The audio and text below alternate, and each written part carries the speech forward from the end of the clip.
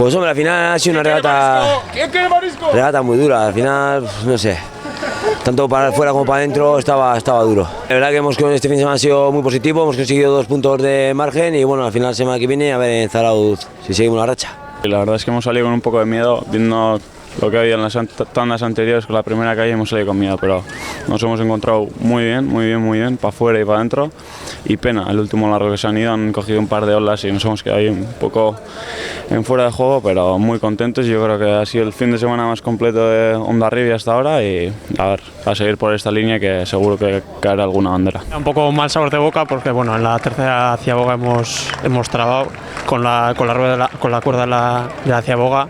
y bueno, de estar en la pelea pues nos hemos visto ahí 10 segundos detrás, pero bueno, nos han dicho como que el último largo tampoco habíamos perdido, o sea que hubiese sido una regata como para estar en la pelea para nosotros. Hemos tenido pues un ciclo ahora que no hemos andado todo lo bien que queríamos, pero bueno, parece que poco a poco ya estamos volviendo a entrar en las regatas. Hoy también ya hemos demostrado, ayer también hasta la tercera ciaboga estábamos ahí y hoy vamos a estar casi hasta el final. A pesar de no estar todos los frescos que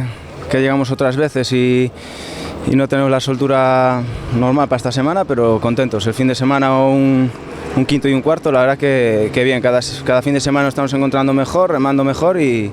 pues a seguir para arriba. Pues seguir un poco la línea que tenemos, no fallar ningún día, ir afianzando lo que estamos trabajando y seguir evolucionando y creciendo como equipo.